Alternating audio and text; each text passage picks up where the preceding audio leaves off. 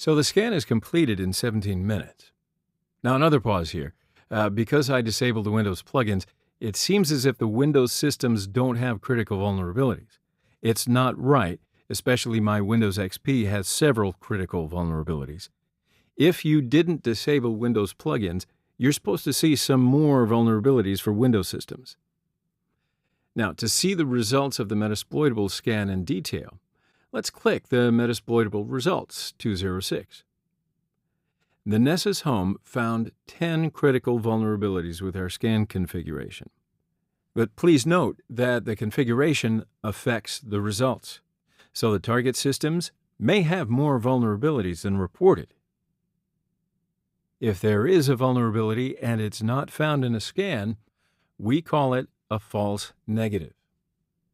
Now, I'm sure you know that the critical vulnerabilities are the most dangerous ones, but that's where it gets good. They are the most exploitable ones in general. So let's click on one of these critical vulnerabilities, for example, bind shell backdoor detection. Well, look at the description. It says a shell is listening on the port without any authentication being required. This is obviously a backdoor. Here's a port number, 1524. Now, let's check if the finding is a true positive. Go to terminal screen. I use Netcat tool to connect. Simply type NC and the target IP and the target port 1524. And we're in. We have the shell for Metasploitable. Type who am I to learn the credential we have. We are the root user. Now, it was too simple. It's just not fun. And, I don't like it. I like a good challenge, right? I mean, we are the root user and we can access anything we want. For example, shadow file, which contains the hashes of the user's passwords.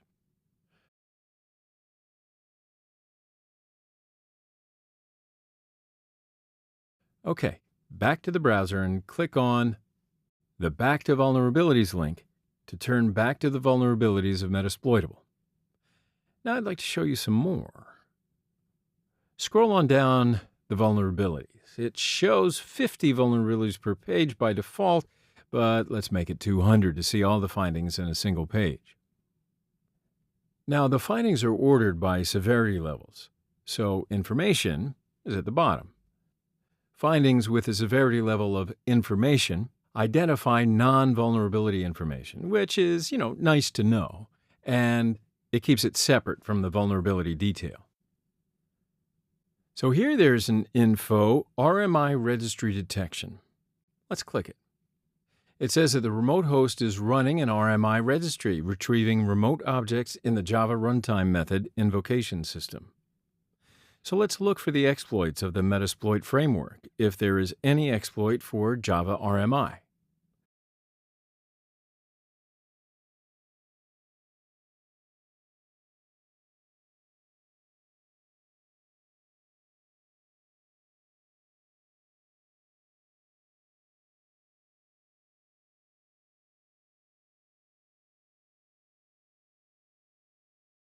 Open a terminal screen and run MSF console.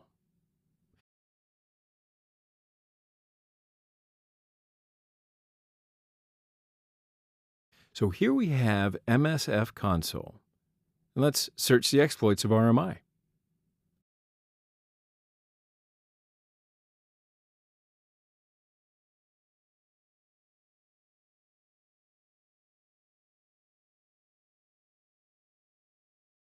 Too many results. To keep it more specific, I want to search Java RMI.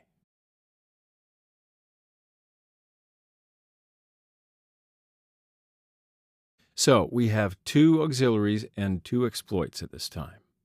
So look at the exploit in the last line.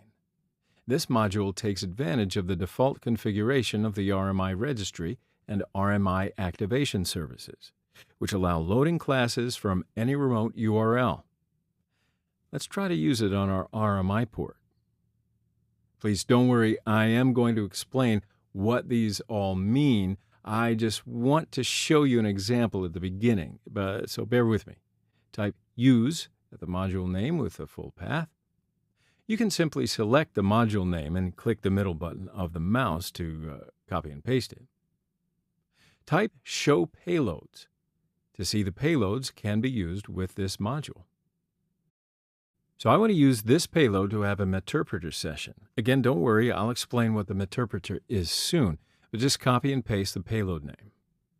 Type Show Options to see the parameters of the exploit and the payload as well. Set the remote host as Metasploitable 206. Default remote port is the same with our port, 1099. Serve host is the local host to listen on. Set this to be our Kali 222. Let the default serve port remain. So the other options are not required. I'll just leave them blank. Now are the payload options. Set the listen host to be our Kali 222.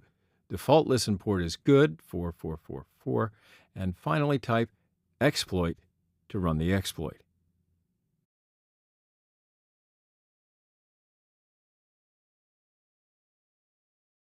So there, it looks like we have a meterpreter session. Type sessions-L to list the active sessions. Be patient, we'll see them in detail. Type session-I, session ID, to interact with the session. And here we are, we're in. Now I'm going to show you what we can do with a meterpreter session in the following chapter.